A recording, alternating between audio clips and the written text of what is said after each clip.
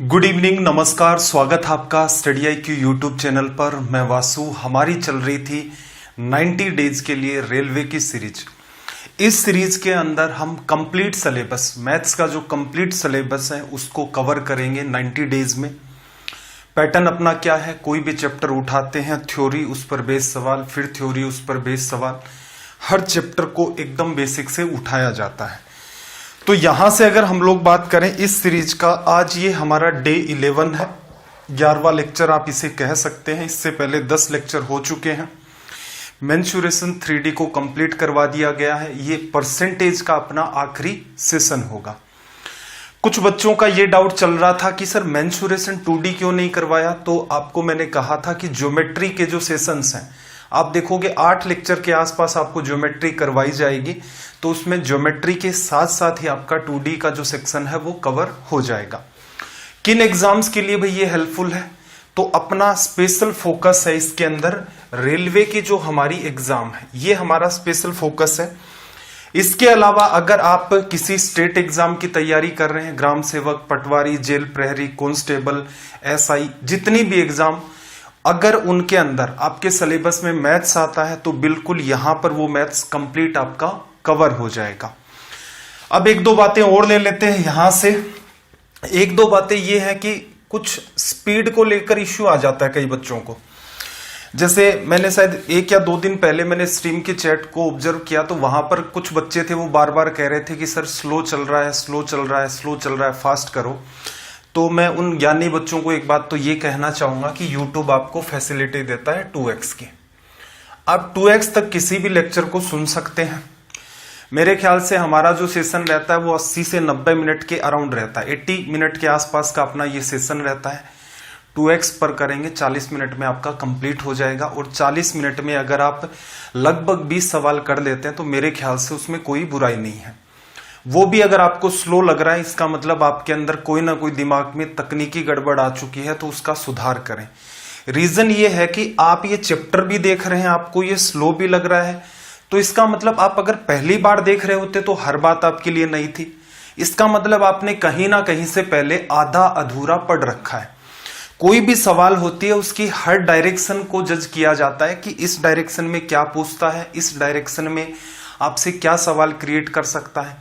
लेकिन आपको उन चीजों से मतलब ही नहीं, एक रटा रटा ऐसा आपका डर रहा है, भाई इसके हिसाब से चलना होता है। क्लियर? तो ऐसा है कि आप मोबाइल के उस तरफ हैं और मैं मोबाइल के इस तरफ हूं, तो मुझे कम से कम हजारों बच्चों का ध्यान रखना पड़ता है जो भी सेशन से गो थ्रू होंगे। ऐसे बच्चे भी हैं जो कांस्टेबल की तैयारी कर रहे हैं, वो भी इनको देख रहे हैं। ऐसे बच्चे हैं जो स्टेट लेवल की किसी और एग्जाम की तैयारी कर रहे हैं, वो भी देख रहे हैं। तो मेरे हिसाब से ये स्पीड का कोई इश्यू नहीं है।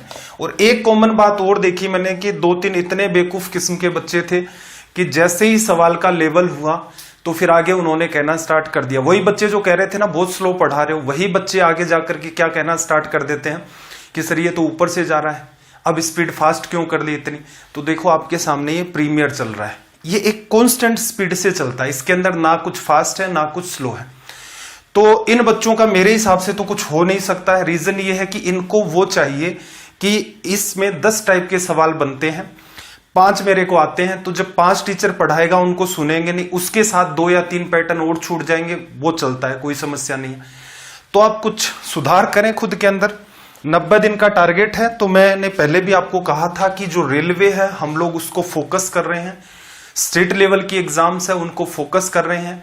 मेरा उद्देश्य किसी भी बच्चे को इंप्रेस करना नहीं है। मेरा उद्देश्य ये है कि जो बच्चा स्टडी IQ के चैनल पर ये उम्मीद करके आया है कि यहां से हमें ऑथेंटिक कंटेंट मिलेगा बिना टाइम किल किए।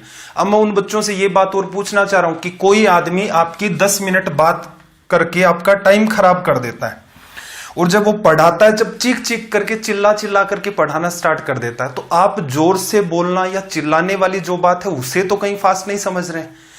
तो एक तरीका होता है पढ़ाने का। जरूरी बात और देखना, जरा आपके सामने ये दिख रहा है टेलीग्राम, व्हाट्सएप, फेसबुक, इंस्टाग्राम, इसी की तरह ये भी आपकी एक ऐप होती है। प्ले स्टोर पर जाएं, वहां से डाउनलोड करें, इंस्टॉल करें। इसमें टेलीग्राम के जस्ट राइट साइड में वहां पर आप सर्च करेंगे तो वासु स्टडी IQ नाम से आपको ये चैनल मिलेगा टेलीग्राम का। इस चैनल पर एक तो ये फायदा होगा इसे ज्वाइन करने का कि डेली बेसिस पर जो इन वीडियोज या इन क्लासेस की लिंक्स हैं वो आपको डेली बेसिस पर प्रोवाइड कर दी जाती हैं कि मान लो आपको यूट्यूब पर लेक्चर नहीं मिल रहा है तो कहाँ जाएं, यहां पर जाएं।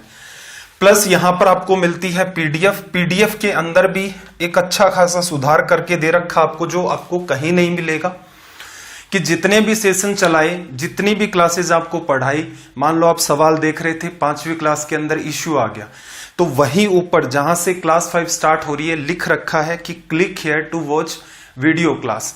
तो वहां जैसे ही आप क्लिक करेंगे तुरंत आप यूट्यूब पर उस क्लास 5 में आ जाएंगे। जिस सवाल में आपका डाउट है उस पर्टिकुलर सवाल तक आप आगे पीछे उसको करके एडजस्ट कर लेंगे तो ऑटोमेटिक आपका डाउट क्लियर हो जाएगा।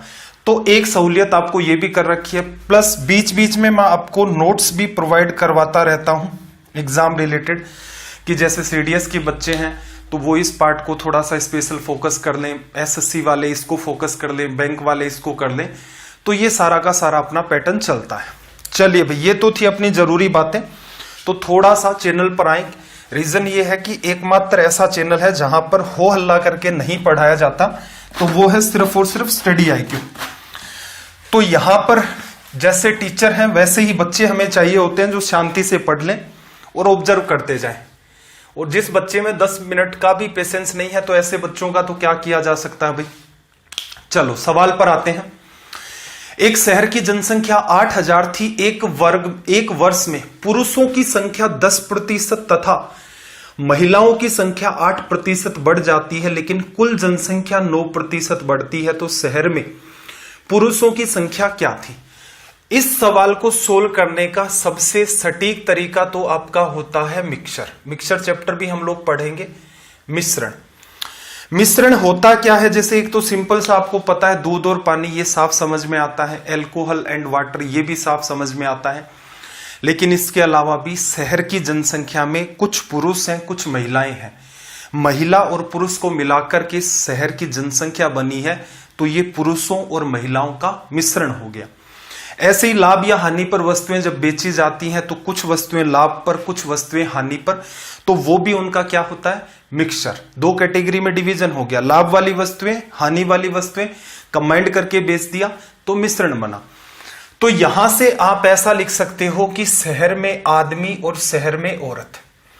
आदमियों की जनसंख्या कितनी बढ़ी भाई, 10%। महिलाओं की जनसंख्या कितनी बढ़ी, 9%। यहां मिश्रण की वैल्यू लिखी जाती है। तो अब तो मैं सीधे सीधे बता रहा हूं, मिक्सचर जब चैप्टर पढ़ेंगे तो ये बात हमारी डिटेल में आ जाएगी। 9 में से 8 चला गया, यहां क्या करते हैं, हमेशा बड़े में से छोटे को लेस किया जाता है। 9 में से 8 चला गया 1, 10 में से 9 चला गया 1। तो आप क्या कह सकते हैं, शहर में पुरुष कितने थे, 1, महिलाएं भी कितनी थी, 1।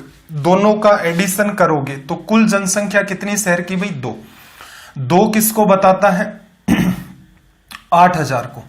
तो 1 किसको बताएगा, जस्ट आधा है, तो आपका 4000। आपसे क्या पूछा था, यही शहर में पुरुषों की जनसंख्या।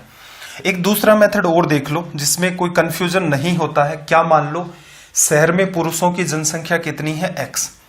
कितनी बढ़ी भाई, 10%। तो x का 10%, पुरुष बढ़ गए।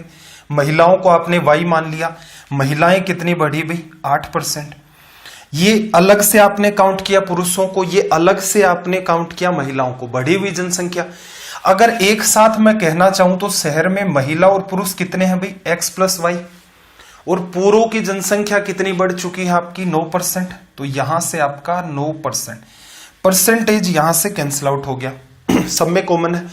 अब ये जो पैटर्न होता है ना, हमेशा ध्यान रखना, मिक्सचर का जो बेसिक है, मिक्सचर के इस क्रॉस मेथड का बेसिक यही है। ऑब्जर्व करना कैसे, x आपने आदमी माने थे, तो यहां देखना x, फिर 10 यहां पर और 9 यहां पर, तो ये 9 इधर आ जाएगा, तो 10 में से 9 निकल जाएगा, तो x की वैल्यू क्या बची यहां पर, 1।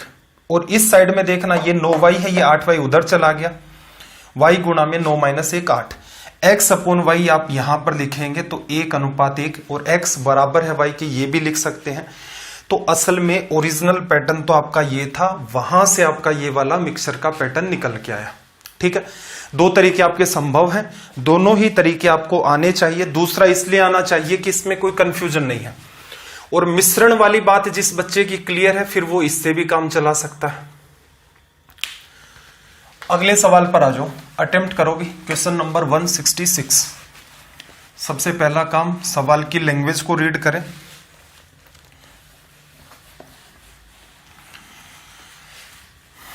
सवाल नंबर 166, लैंग्वेज में क्या कहा भाई इसने, देखना जरा। इसने कहा कि एक जिले में 64,000 निवासी हैं।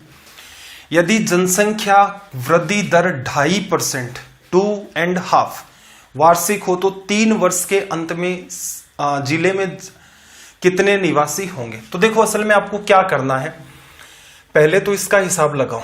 2.5% को आप क्या लिख सकते हो, 5/2% लिखा जा सकता है। 5/2 को भी आप लिखेंगे तो 5 में ये 100 आ जाएगा, तो नीचे क्या लिख दे 200। इसको भी आप सरल करेंगे तो 1/40 लिखा जाएगा। शुरुआत में आप मान लो, सॉरी, जिले में निवासी कितने हैं आपके 64,000। शुरुआत में आपको लोग दिए कितने 64,000, ठीक है। इनका 2.5% बढ़ेगा, उनका फिर 2.5% बढ़ेगा, उनका फिर 2.5% बढ़ेगा। जब आप इसकी वैल्यू लिखते हैं तो एक 2.5% को बताता है और ये किसको बताता है 100% को। ये 100% है, इसका आपको क्या निकालना है 102.5। क्यों, मूल जनसंख्या और उसमें 2.5% का इंक्रीज एक साथ काउंट करोगे तो यहां से ऑब्जर्व करना, आपको लिखना है 102.5। तो नीचे तो आपका 100% 40, एक की वृद्धि 41। ये बेसिक बातें, इसलिए इनको वापस से मैं नहीं ले रहा, पीछे पढ़ा चुका हूं। यही काम आगे होता जाएगा।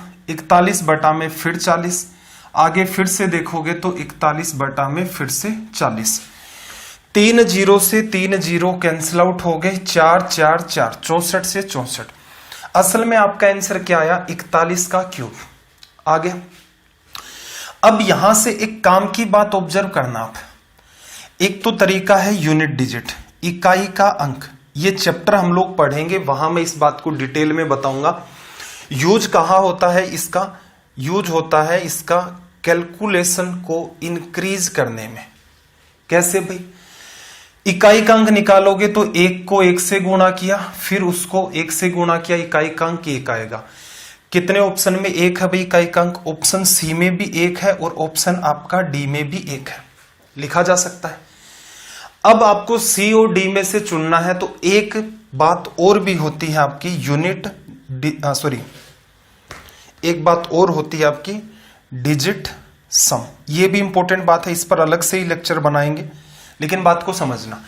डिजिट सम को थोड़ा सा अगर मैं यहां पर एक्सप्लेन करूं आपको, तो डिजिट सम का मतलब क्या है, जैसे 7 है, 7 का तो 7 ही रहेगा। जैसे आपको दे दिया 12, तो डिजिट सम क्या लिखा जाएगा 1 + 2, 3 आएगा इसका।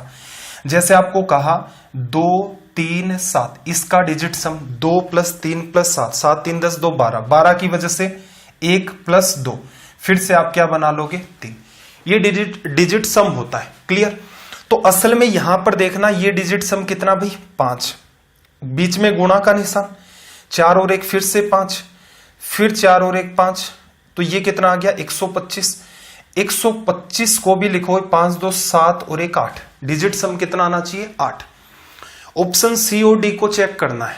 सी को अगर आप चेक करोगे 6 और 8 14, 14 में 9 जोड़ा 23, 23 में 2 जोड़ा 25 और 1 26, 26 की वजह से 6 और 2 8, ये आंसर हो सकता है। डी को भी चेक करते हैं, 8 और 6 14, 9 23, 24 और 1 25, यहां डिजिट सम कितना है 6। तो इसका मतलब ये ऑप्शन गलत और ये आपका करेक्ट। तो इस सवाल में देखो 2 चीजें काम आ रही है, यूनिट डिजिट और डिजिट सम। मेरा प्रयास ये है कि कुछ चीजें अगर मैं आपको एक्स्ट्रा बता सकूं, हालांकि ये चीजें हैं हम लोग एसएससी के अंदर, बैंक में और सीडीएस के अंदर इनको धड़ल्ले से काम में लेते हैं। जब भी पेपर को सोल्व किया जाता है प्रीवियस ईयर को, तो एकदम पैटर्न के अंदर ये बात डाली जाती है कि भाई ये वाली बात थी, इसको यहां पर आप अप्लाई कर सकते थे। बैंक में स्पेशली आपको अप्रोक्सीमेशन भी सिखाया जाता है। तो यहां पर ये छोटी सी बात थी, मेरे ख्याल से बहुत सारे बच्चों ने इसको पकड़ लिया होगा। जिन्होंने नहीं पकड़ा है तो वो क्या करें भाई, 41 गुणा 41 गुणा 41 करें, यही अपने पास एक समाधान बचता है, ये आपका आंसर आ जाएगा। और इस पैटर्न से करेंगे तो ये आपकी हेल्प कर देगा। और इजी कैलकुलेशन में तो देखो, आप खुद भी सोच के देखो, इजी में तो हमें नीड ही नहीं होती है इन चीजों की, इतना दिमाग लगाएं। जहां कैलकुलेशन उलझ जाती है वहां दो चीजों का सहारा ले लेते हैं, एक तो यूनिट डिजिट का और एक आपका डिजिट सम का।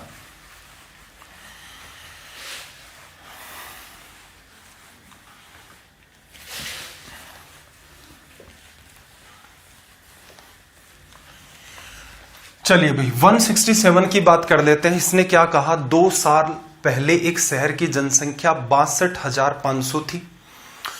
बड़े शहरों की ओर स्थानांतरण के कारण, माइग्रेशन हो गया, इसके कारण प्रति वर्ष जनसंख्या 4% की दर से घटती है, डिक्रीज आ रहा है, क्योंकि शहर से लोग बाहर चले जा रहे हैं।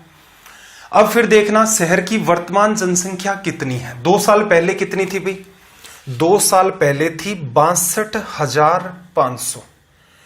4% लोग बाहर चले गए, 4% लोग शहर छोड़कर चले गए, तो शहर में कितने रहे भाई, 96%।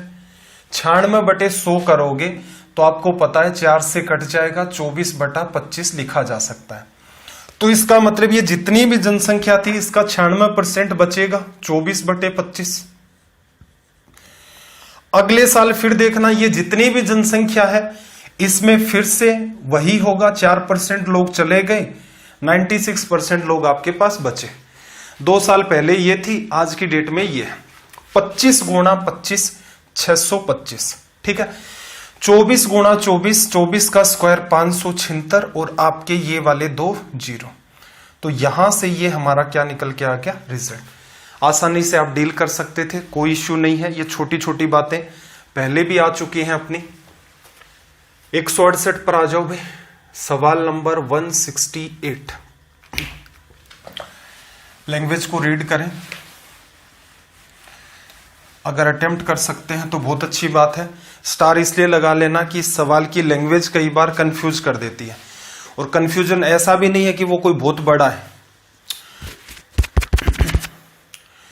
कंफ्यूजन ऐसा भी नहीं है कि वो बहुत बड़ा आप कह सकते हो। जैसे इसने क्या कहा, एक परीक्षा में अधिकतम अंक कितने हैं, 500। ए को सी से 25% ज्यादा नंबर मिलते हैं, सी को क्या है भाई, डी से 20% कम अंक प्राप्त होते हैं। ए को 360 अंक प्राप्त होते हैं, तो डी को अधिकतम अंक का कितना प्रतिशत प्राप्त हुआ। कई बच्चे इसमें इसलिए कंफ्यूज हो जाते हैं कि बी को कहां गायब कर दिया, क्योंकि जनरली आप लैंग्वेज देखते हैं ए का बी से, बी का सी से, सी का डी से। इस बात से कोई फर्क नहीं पड़ता, पहली बात ये, ऐसा कोई भी डाउट नहीं लाना दिमाग में। अब मैक्सिमम मार्क्स कितने हैं भाई आपके पास, 500। ए के नंबर आपको दे दिए। अब देखो सी को डी से 20% कम, तो हम लोग ऐसे उठा लें भाई, डी को कुछ अंक मिले, डी मान लिया। सी को कितने मिले, डी से 20% कम, डी को जितने भी मिले हैं इससे 20% कम 80%। 80% को आप लिख सकते हो 4/5। ये किसके नंबर निकल के आ गए भाई, ये सी के आ गए। चलो ए को सी से 25% ज्यादा, सी को जितने भी मिले हैं इससे 25% ज्यादा, मतलब इनका 125%। 125% बार बार काम में आ रहा है, 5/4 आ गया। ये अंक किसके हुए भाई, ये अंक ए के हुए, जो कि किसको बताता है, 360 को।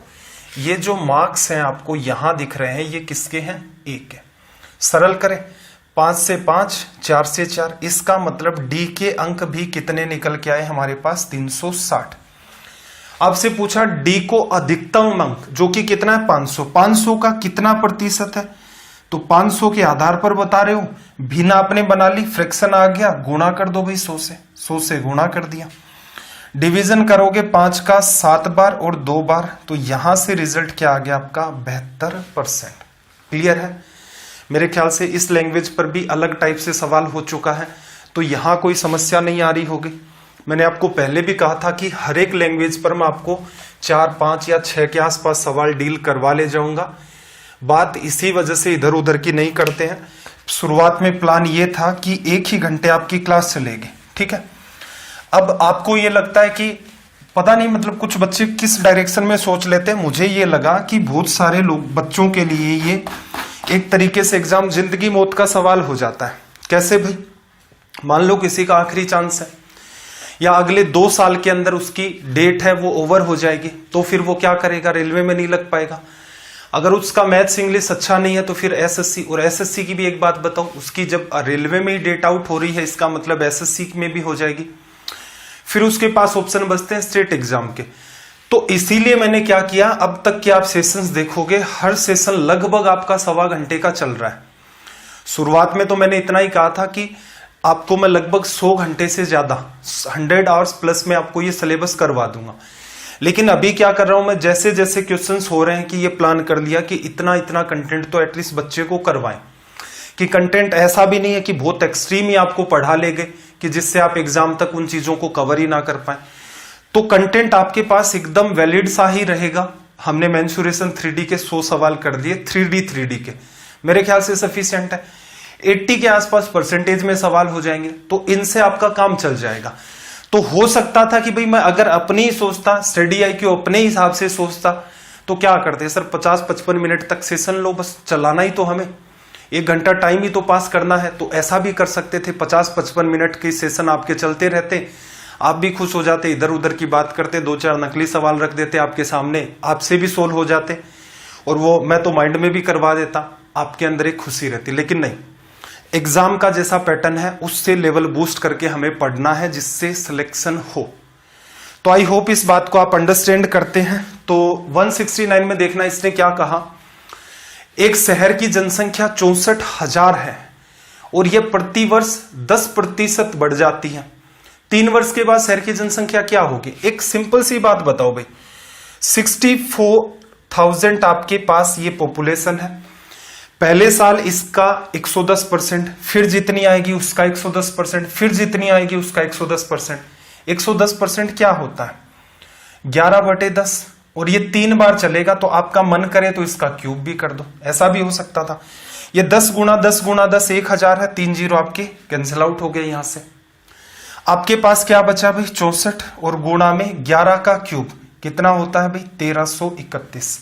ठीक है, एक सहारा हम लोग यहां लेना चाहे तो 4 गुणा में 1 4, ए और सी में से कोई आपका ऑप्शन होगा। ठीक है, कि पूरा पूरा मल्टीप्लाई नहीं कर रहे, ए और सी में से आपका कोई रिजल्ट होगा। फिर बात नहीं बनी, यूनिट डिजिट से तो इतना ही आया, 4 गुणा 1 4, ए में भी है सी में भी है। डिजिट सम 6 और 4 10, 10 को क्या लिखोगे? 1 और 0, यूनिट डिजिटल इसका सम कर दिया तो ये 1 बन गया, 3 3 6 7 और 1 8, डिजिट सम 8 आ गया। पहले ऑप्शन का देखना जरा, 8 5 13 1 14, 14 में 8 जोड़ा 22, 22 और 4 26, 26 की वजह से 8 आ गया, हो सकता है।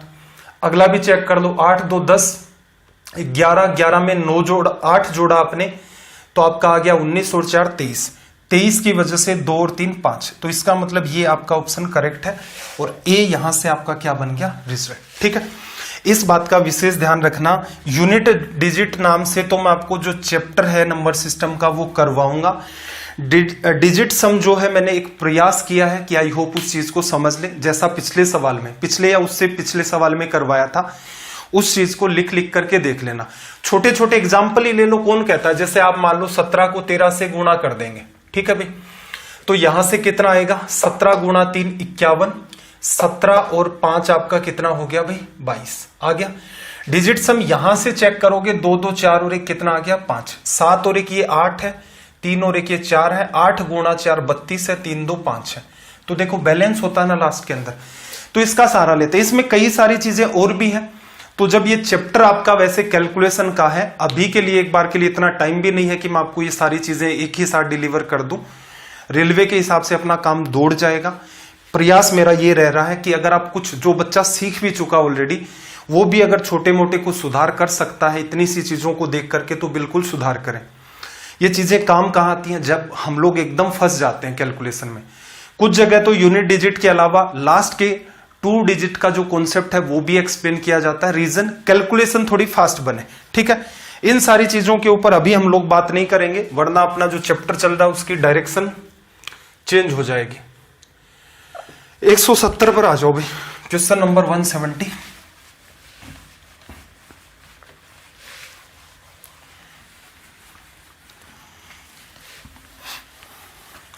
लैंग्वेज को रीड कर लिया करो भाई जल्दी से, और जिन बच्चों का मैथ्स थोड़ा सा ठीक है वो अटेम्प्ट भी कर लिया करें। देखो एक गांव में लड़के तथा लड़कियों का अनुपात 3:2 है। 30% लड़के, 70% लड़कियां एक परीक्षा में शामिल होती हैं। तो परीक्षा देने वाले गांव के लोग तथा परीक्षा नहीं देने वाले गांव के लोगों का अनुपात ज्ञात करें।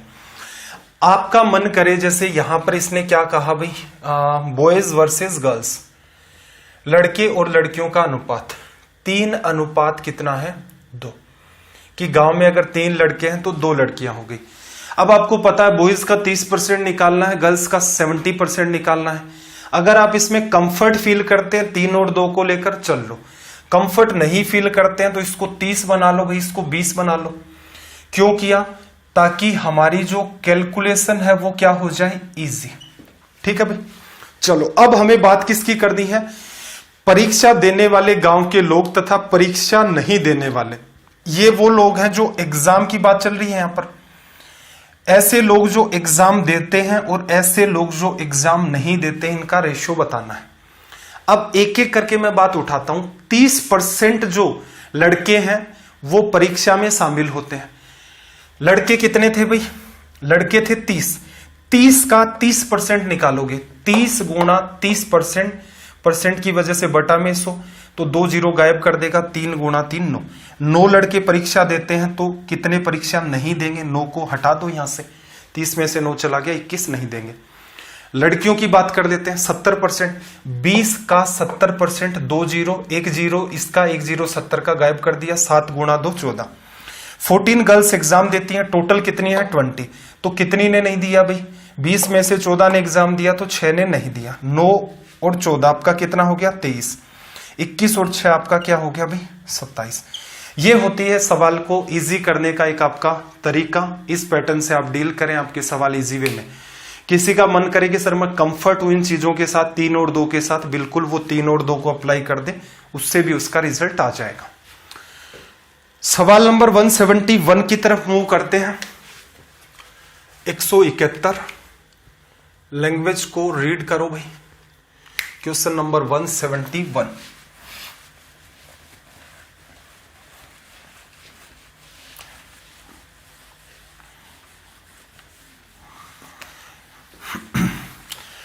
देखो क्या कहा कि एक मशीन का मूल्य 6250 रुपए है।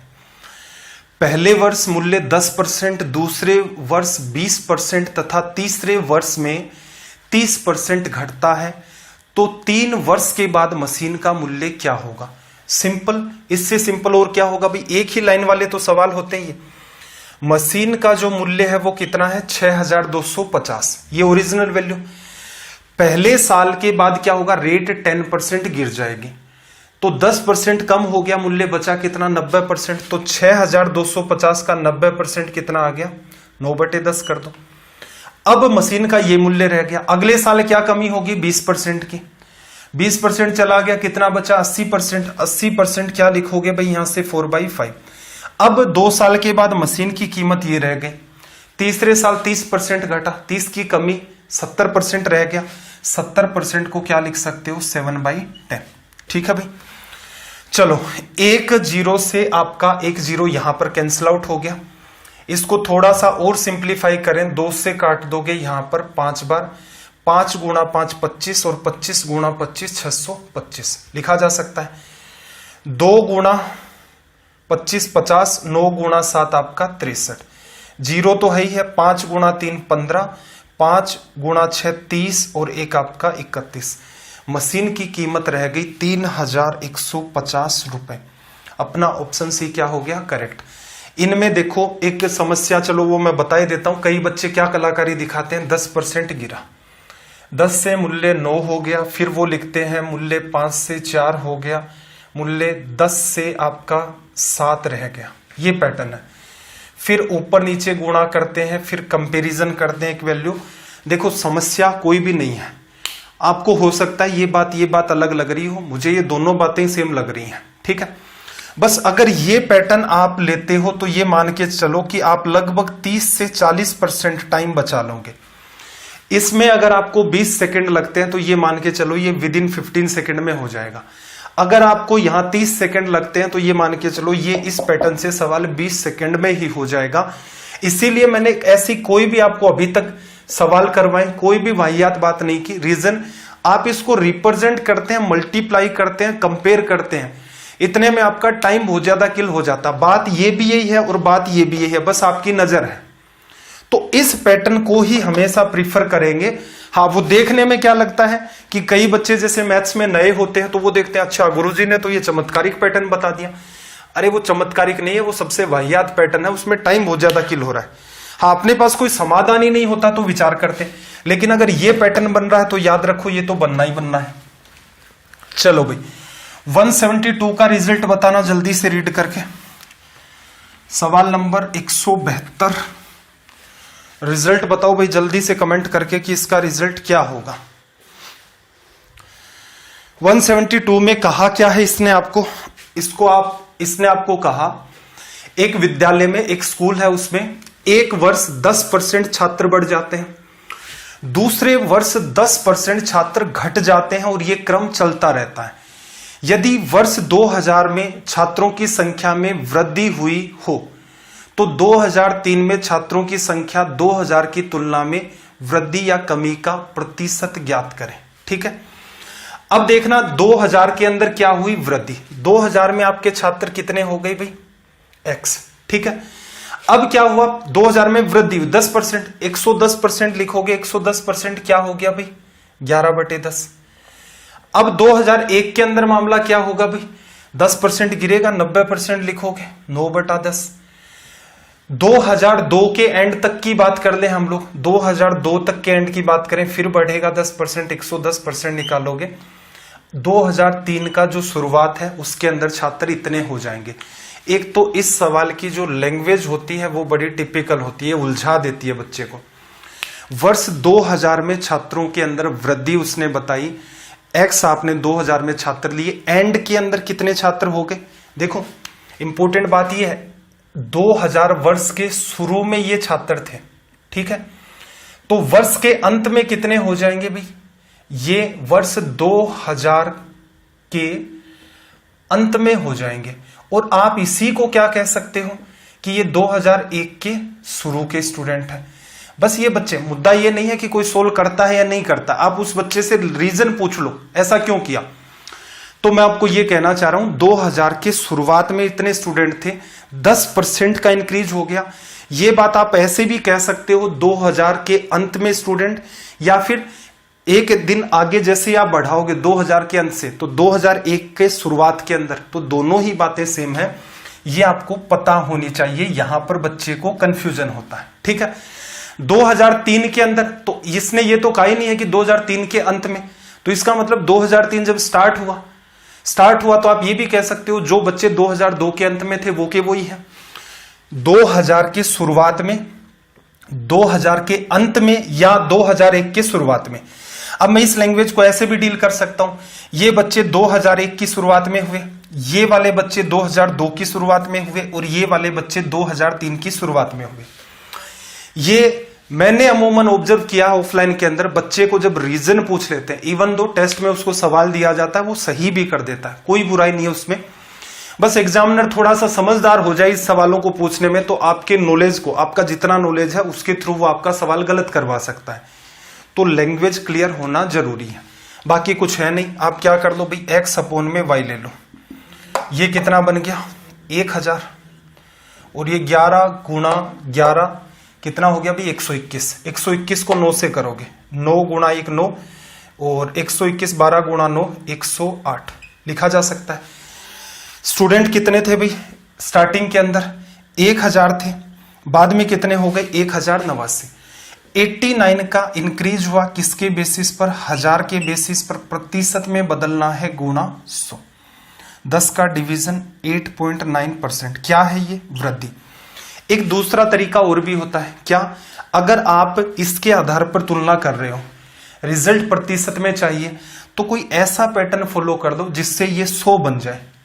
ऊपर नीचे 10 का भाग दे दिया, ये 100 बन गया, ये कितना बना 108.9। 100 से बच्चे 108.9 हो गए, तो साफ साफ दिख रहा है ना 8.9% का इंक्रीज। ये छोटी छोटी ऐसी 20-25 बातें होती हैं कि जैसे ही पूरा का पूरा अगर आप सिलेबस करते हैं मैथ्स का कंप्लीट, स्पेशली एसएससी, बैंक और सीडीएस, तो वहां जगह जगह आपको ऐसी बातें सिखाई जाती हैं जिससे क्या है, आपकी जो स्पीड, छोटे छोटे पार्ट्स हैं वो भी आपके सुधरते जाएं, और इन चीजों को ऑल ओवर मिला करके आप एग्जाम में अप्लाई करते हैं तो आपका काफी टाइम बचता है और आपके ऑलमोस्ट सारे सवाल अटेम्प्ट भी हो जाते हैं। ठीक है भाई, तो एक तो ये कंफ्यूजन हो सकता है, ऐसा पैटर्न आया था इसलिए एक्सप्लेन कर दिया, बाकी अगर नहीं समझ में आ रहा तो ये तरीका आपका जिंदाबाद। 173 की बात कर लेते हैं, सवाल नंबर 173। 173 लैंग्वेज को रीड करें भाई। क्वेश्चन नंबर 173,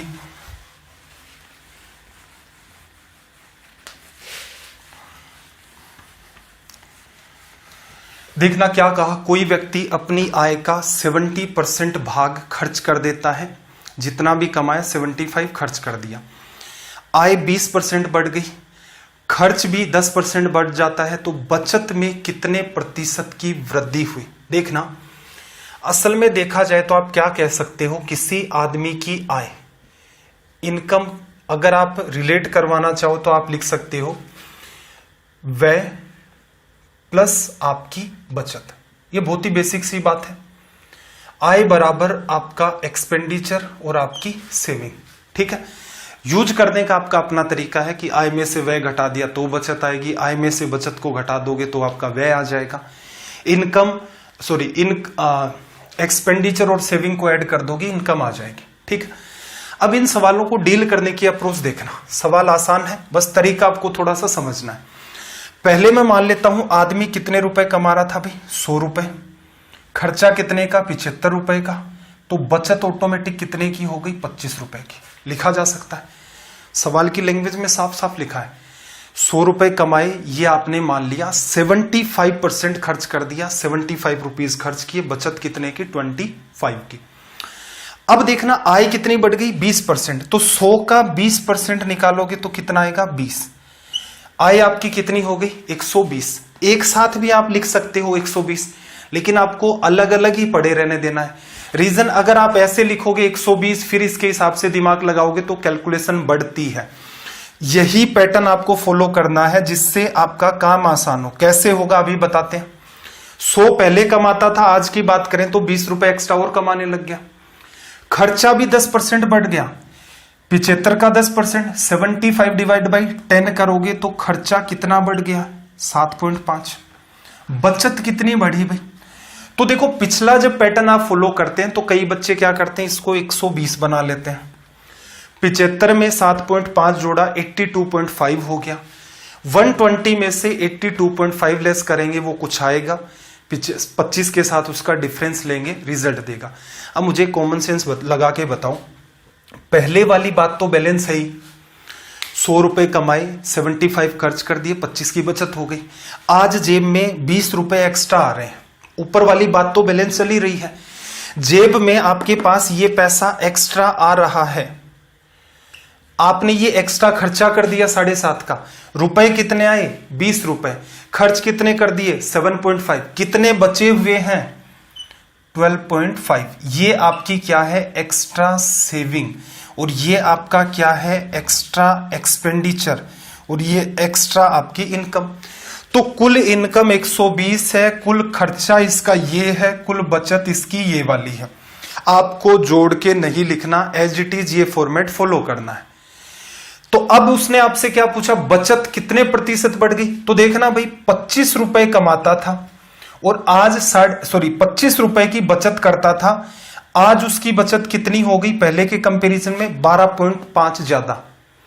पहले 25 की बचत थी, आज दोनों को ऐड करोगे 37.5, लेकिन हमें तो इतना ही पता करना है बचत कितने प्रतिशत बढ़ी। पहले 25 रुपए बचाता था, अब 12.5 एक्स्ट्रा बढ़ाएगा, बचा लिए, प्रतिशत में बदलना है, गुणा 100। 25 से काटा आपने 4 बार, 5 गुणा 4 20, पॉइंट हट गया 48 और 50%। ठीक है भाई, अब थोड़ा सा एग्जाम की तरफ भी आप डील कर सकते हैं। एग्जाम में एक तरीका और बताया जाता है, अगर समझ आता है तो प्रीफर कर देना। 100 रुपए कमाए, 75 खर्च कर दिए, बचत कितने की, 25 की। अब इसके अंदर कितना चेंज हुआ, तो चेंज को काउंट करते हैं। आय 20% बढ़ गई, 20 रुपए एक्स्ट्रा आ गए जेब में। खर्चा कितने का कर दिया एक्स्ट्रा? 75 का 10%, 7.5। तो खर्चा 7.5 का कर दिया। एक्स्ट्रा जो पैसे बचे हैं वो आपकी एक्स्ट्रा बचत है, जो क्या है 12.5 अपोन में 25, फिर से वही 100 का गुणा कर दोगे तो आपका ये रिजल्ट आ जाएगा। या फिर दिख रहा है 25 का जस्ट आधा है 12.5, तो 50%। ठीक है, कुछ भी नहीं समझ में आ रहा? ऊपर वाला तरीका अपनी एग्जाम के लिए जिंदाबाद। 174। ठीक है भाई, अपना उद्देश्य ये नहीं है कि आपको इंप्रेस किया जाए कि देखो मेरे को ये भी आता है वो भी आता है, उसकी जरूरत नहीं है मुझे।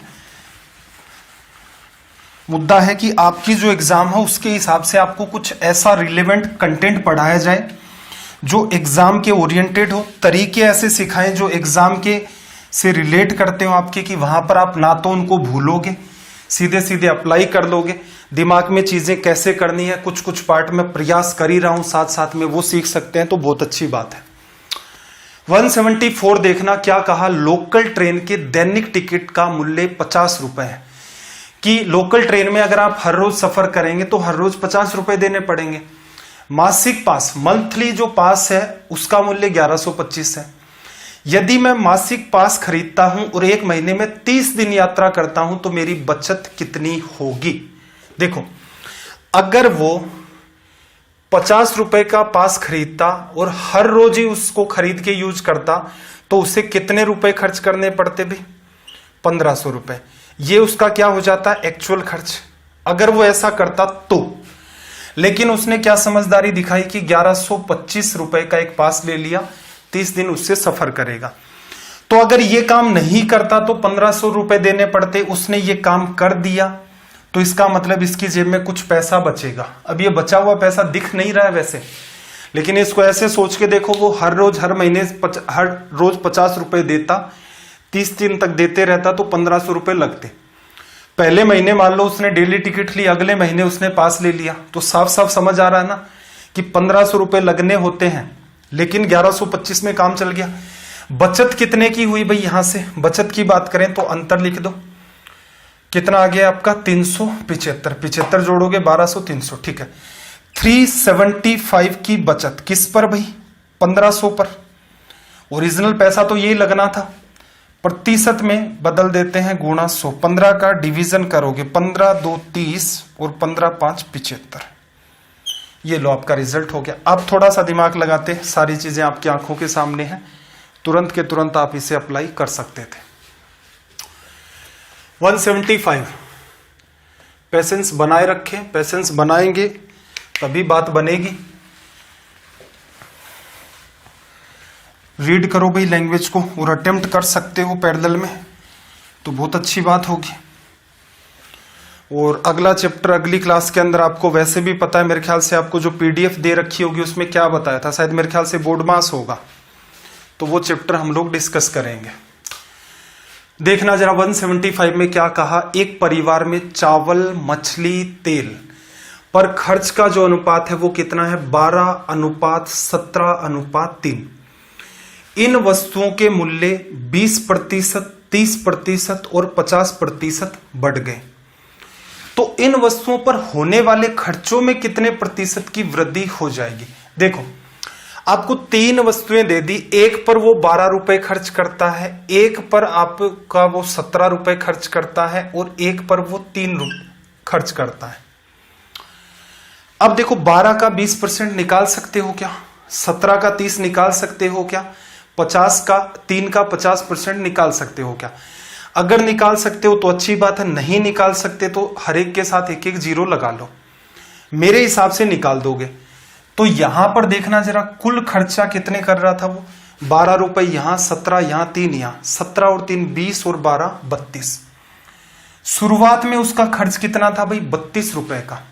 अब देखना 20% ये बढ़ा तो 12 रुपए तो थे ही थे, 12 का 20%, तो ऐसे तो निकालोगे 12 गुणा 20 और बटा में क्या आ जाएगा? 100। एक जीरो ये खत्म कर देगा, 24 बटा में 10। तो ये बात मेरे ख्याल से आप सीधे लिख सकते थे 2.4। ठीक है भाई, ऐसा कर दो, 12 का 10% निकालते 1.2, उसका जस्ट डबल कर दोगे 2.4, 20%। 17 का 30%, 17 गुणा 30 बटे 100, 1 जीरो से जीरो खत्म, 17 गुणा 3 51 बटा में 10, तो एक्स्ट्रा खर्चा कितना होगा, ये तो होगा ही होगा, 5.1 भी खर्च होंगे। 3 का 50%, 50% 1/2 करना है तो 1.5 रुपए आ गया। ये क्या है भाई, ये एक्स्ट्रा खर्च है। ऐसा नहीं है कि आज की डेट में इतना ही खर्चा होगा, नहीं, पहले 12, 17, 30 हो रहा था, अब ये पूरा मिलाकर के होगा। एक्स्ट्रा खर्च आपका ये वाला है, 4 और 1 5, 5 10 की वजह से 0, 2 5 7 8 और 1 9, 9 रुपए का एक्स्ट्रा 9 रुपए खर्च हुए। किसके बेसिस पर, पहले 32 हो रहे थे, प्रतिशत में बदलना है तो गुणा कर दो 100 से, तो ऑटोमेटिक बात समझ आ जाएगी। 4 से कट रहा है तो ये 25 टाइम्स, और ये 4 से कट रहा है आपका 8 बार। 25 गुणा में 9 लिखोगे तो आपका 225, और डिवीजन में आपका 8, 8 गुणा में आपका 2 16, 6 बचा, 8 8 आपका 64, 1 बच गया, और डिवीजन में 8, 28 1/8%। तो ये एक सीधी सटीक आपकी अप्रोच होती है इनके साथ डील करने की। आई होप बात आपने अंडरस्टैंड कर ली होगी। 176, सवाल नंबर 176, 176 की लैंग्वेज को आप रीड करें।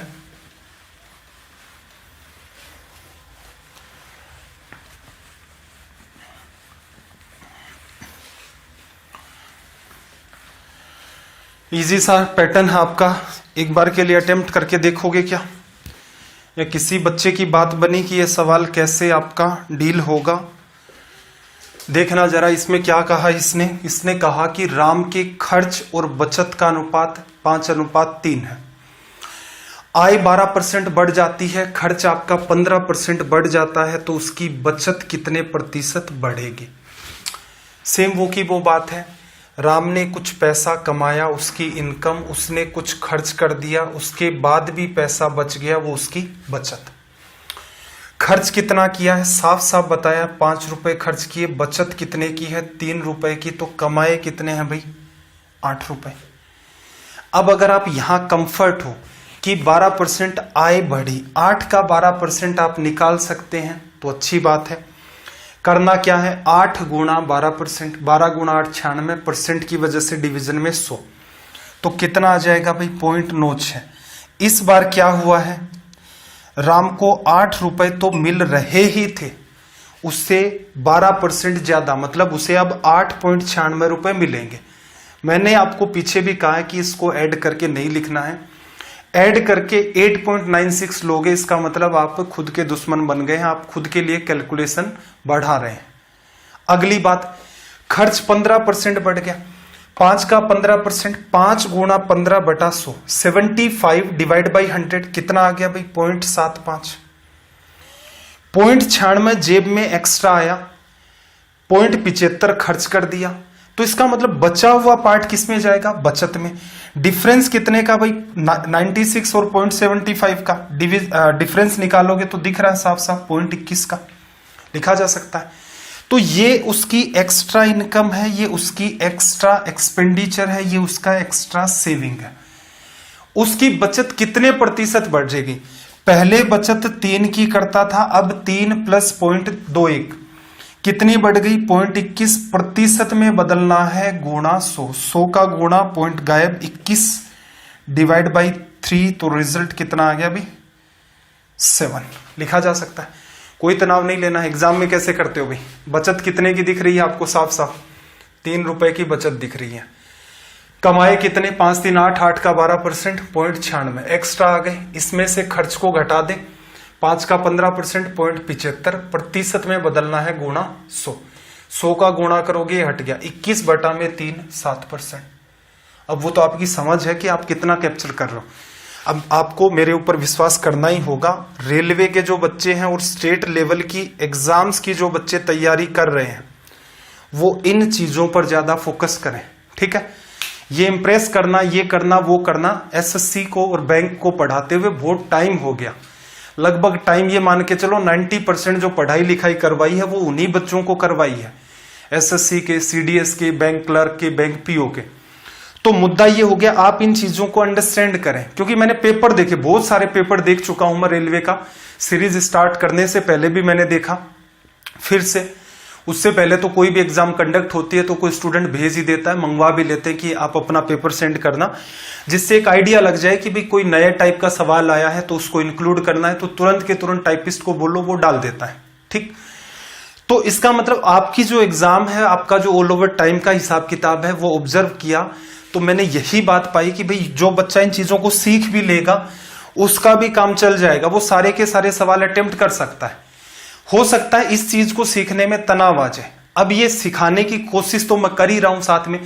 अगर ये चीज पकड़ में आती है तो अच्छी बात है, नहीं भी पकड़ में आ रही है कोई बात नहीं है, आप इस पैटर्न को प्रीफर करें, आपका काम दौड़ेगा। 177 पर आ जाओ, सवाल नंबर 177।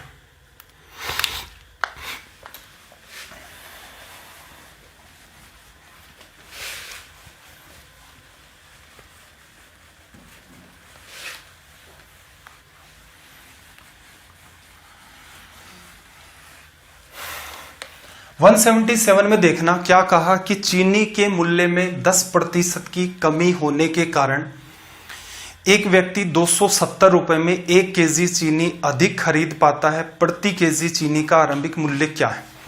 ये सवाल थोड़े से आप समझ लो। मूल्य में जैसे उसने क्या कहा था, जैसे पिछले सवाल हमने किए थे मूल्य में वृद्धि थी, यहां पर क्या होगी? कमी। अब थोड़ा सा दिमाग लगाना यहां पर, असल में क्या होगा कि पहले क्या हो रहा था इसको समझते हैं, दिमाग में ये सवाल चला जाएगा, दोनों ही पैटर्न के सवाल कर लोगे। दूसरा तरीका डायरेक्ट फ्रैक्शन से, उसको मैं एक बार अवॉइड कर रहा हूं क्योंकि वो अगर आप समझेंगे उसके लिए कई सारी स्टेज फॉलो करनी पड़ती हैं, वो सारी बातें आपकी पकड़ में है तो आप उसको वैसे कर सकते हो। तो बात को समझो, असल में हो क्या रहा है, पहले आप x केजी सेव लाते थे और रुपए कितने लेता था भाई आपसे? 270। ठीक है, आज आप सेव लेने गए, आज की डेट में, तो आपने क्या देखा? भाव कितना गिर गया? 10%। दुकान वाले को अगर आप ये कह दो कि भाई साहब ऐसा करो, मुझे x केजी सेव दे दो, तो वो क्या करेगा? क्या 270 रुपए काटेगा? नहीं, 270 लगते थे, 10% की कमी होगी, 270 का 10% क्या हो गया? 27। वो आपको 27 रुपए रिटर्न दे देगा। क्लियर? तो उसने काटे कितने भाई? 27, इसमें से घटा करके देख लो 243 रुपए। ठीक है, टोटल आज की बात करें तो आज भी ये कितना बन रहा है? 270 ही बन रहा है, कोई समस्या नहीं है इसके अंदर। सवाल को इसीलिए अंडरस्टैंड करवा रहा हूं ताकि भविष्य में कोई गड़बड़ ना हो। पहले 270 रुपए लेकर जाते थे, मान लो आपके घर वालों ने कहा कि जाओ सेव लेकर के आओ, सॉरी सेव के ऊपर आगे क्या हम लोग, चीनी की बात चल रही है, सॉरी, चलो एक पीछे सवाल किया था उसमें शायद सेव था। ठीक है, चलो बात को फिर से समझना प्रैक्टिकली। आपके घर वालों ने ये कह रखा आपको कि भाई ये चीनी का ये तो भाव चल रहा है आजकल, हमारे घर में x केजी चीनी लगती है तो 270 रुपए ले जा और चीनी ले आया कर। आप हर महीने दुकान पर जाते, दुकान वाले को 270 रुपए देते और कहते x केजी चीनी दे दे, वो x केजी चीनी दे देता। इस बार आप दुकान पर गए तो आपने जाकर के कहा x केजी चीनी दे दो और आपने 270 रुपए उसे पकड़ा दिए। तो उसने क्या दिमाग लगाया दुकान वाले ने कि अच्छा 270 लग रहे थे, 10% कमी आ गई है, इसका मतलब 27 रुपए आपको लौटा दिए, 243 रुपए आपके काट लिए। किसके बदले में? वही x केजी चीनी के बदले में। क्लियर? अब आप क्या हो सकता था भाई, 27 रुपए का क्या कर सकते थे? या तो हो सकता था टॉफी वगैरह खा जाते कहीं, या ऐसा भी हो सकता था किसी का रिचार्ज करवा देते, संभावनाएं थी। आप दूसरी टाइप के बच्चे थे, आपने क्या किया, कहा कि यार ऐसा कर मुझे चीनी दे दे, तो उसने आपको कितनी चीनी दी भाई? 1 केजी। तो एक बात तो यहां से सीधे सीधे तय हो जाती है कि जो आपका आज का भाव चल रहा है वो कितना चल रहा है? 27 रुपए प्रति किलो। ठीक है, चीनी का आरंभिक मूल्य क्या था भाई? चीनी का आरंभिक मूल्य कुछ भी मान लो k रुपए प्रति किलो था, चीनी का आरंभिक मूल्य k रुपए प्रति किलो था, तो वो गिरा कितना? 10%, तो k का 9/10 ही तो बचा, जो कि आज की डेट में कितना है? 27 रुपए। इसको इससे काटा, 3 बार कट गया, तो k का मान कितना आ गया? 30। तो इसका मतलब पहले जो भाव चल रहा था वो 30 रुपए प्रति किलो था। क्लियर? माइंड में कर सकते हो क्या? बिल्कुल कर सकते हो। देखना, 270 रुपए लेकर के गए, महंगाई 10% गिरी, 270 का 10% 27, दुकान वाला आपको 27 रुपए वापस देगा। आपने कहा कि नहीं मैं किसी का रिचार्ज नहीं करवाऊंगा, मेरे को चीनी दे दो। दुकान वाले ने कहा ला मुझे 27 रुपए दे, बदले में 1 किलो चीनी दे दी। लैंग्वेज में लिखा है। आपको क्या पता चला कि आज की डेट में चीनी का भाव है 27 रुपए प्रति किलो। पहले कितना था? पहले कुछ भी मान लो भाई, पहले के रुपए प्रति किलो था, तो के का 90% 9/10 27 है। कट करोगे सीधे सीधे आपका 30 रिजल्ट आ गया। तो ये जो सवाल है, ये लैंग्वेज जरूर आपकी क्लियर होनी चाहिए। आपको चाहता तो मैं यहां पर रटवा देता, या एक मेथड और भी होता रेशियो का, लेकिन उसको अवॉइड कर रहे हैं। मुद्दा यह है कि हमें सवाल करने सीखने हैं, और इतना सा लिख भी दोगे तो मेरे ख्याल से कोई फर्क नहीं पड़ जाएगा कि सर मेरा स्लो हो रहा है, ये भी बहुत फास्ट है। ये बात जरूर समझ लेना। ये बात समझोगे तो स्ट्रेस नहीं आएगा और सीधे सीधे आपका सवाल डील हो जाएगा। 178 पर आ जाते हैं। चलो ये सेव वाला सवाल अब आया है। 178 चीजें कॉमन सेंस में रखो, जिससे चाहे महंगाई बढ़ जाए चाहे चीजें सस्ती हो जाए, इससे कोई फर्क नहीं पड़ेगा।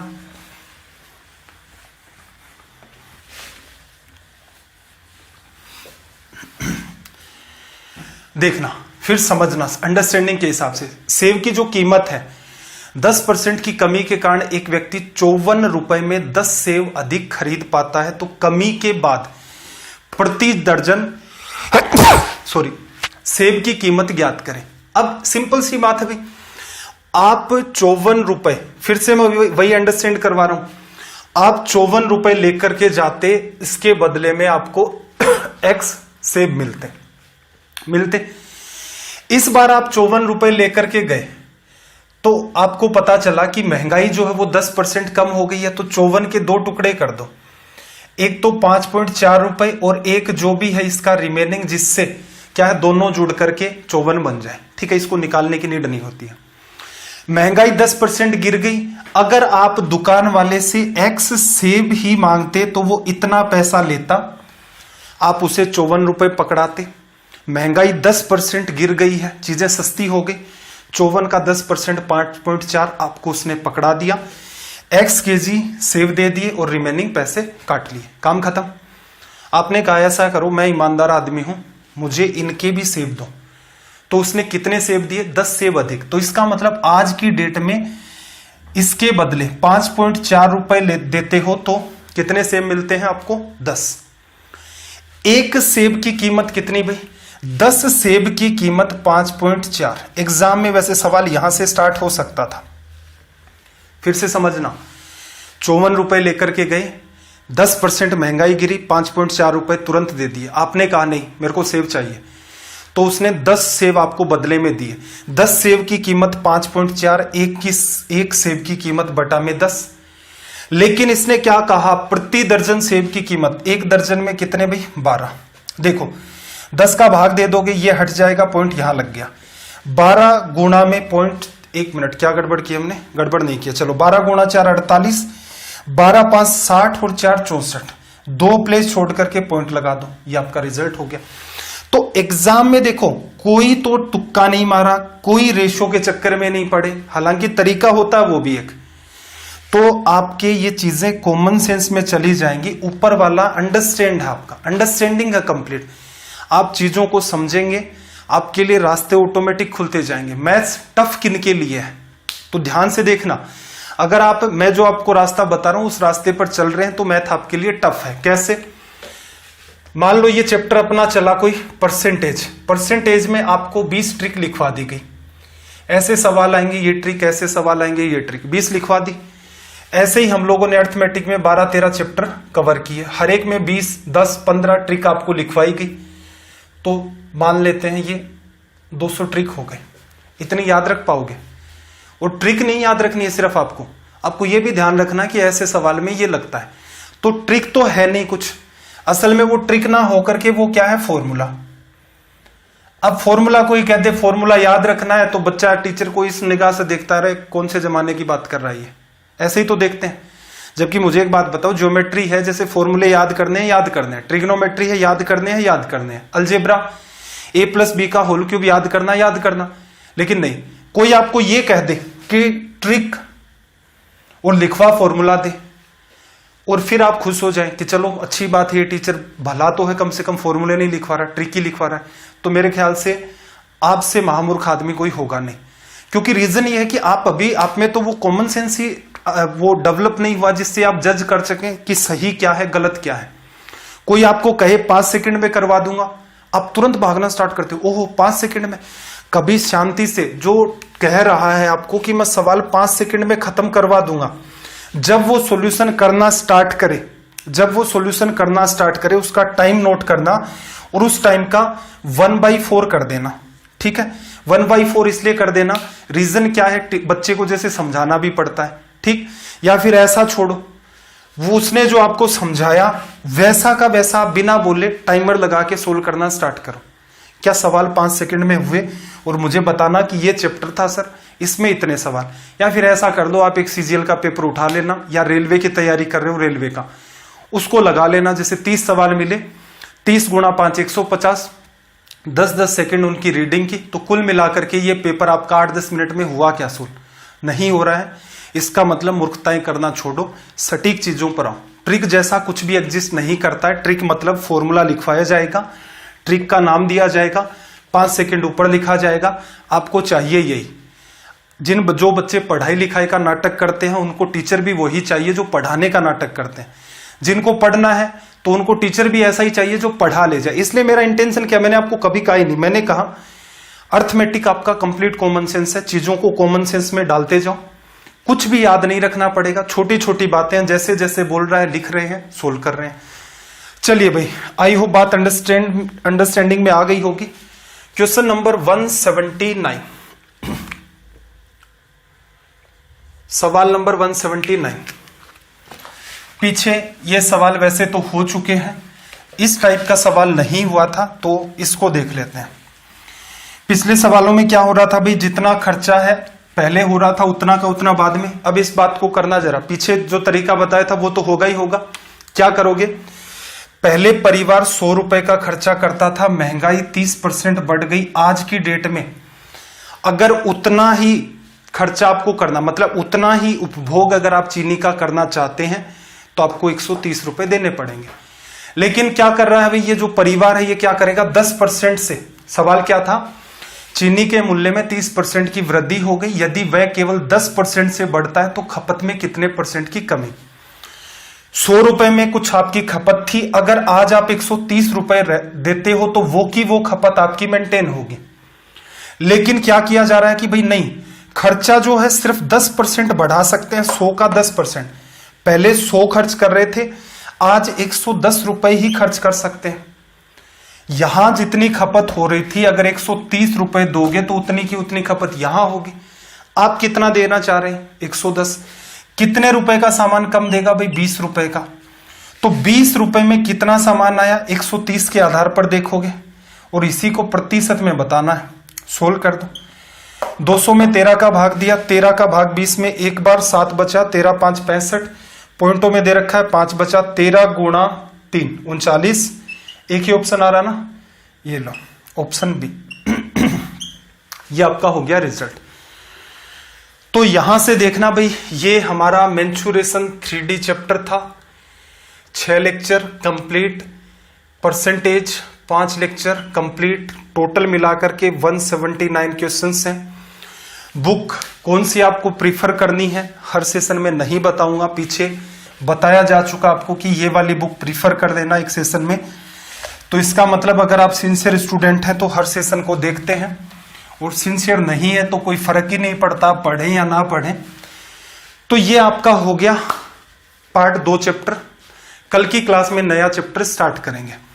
अब जो मेहनत कर रहे हैं बच्चे, जो नोट्स बना रहे हैं, अगर आपको किसी भी टाइप का इश्यू आता है कमेंट कर दें आप, जिससे कि ये स्ट्रीम जैसे ही कंप्लीट होती है उसके 1-1.5 घंटे बाद मैं आपके कमेंट देख लेता हूं और उनको आगे की क्लासेस में अगर कुछ रिलेवेंट बात लगती है तो बिल्कुल इंप्लीमेंट किया जाता है।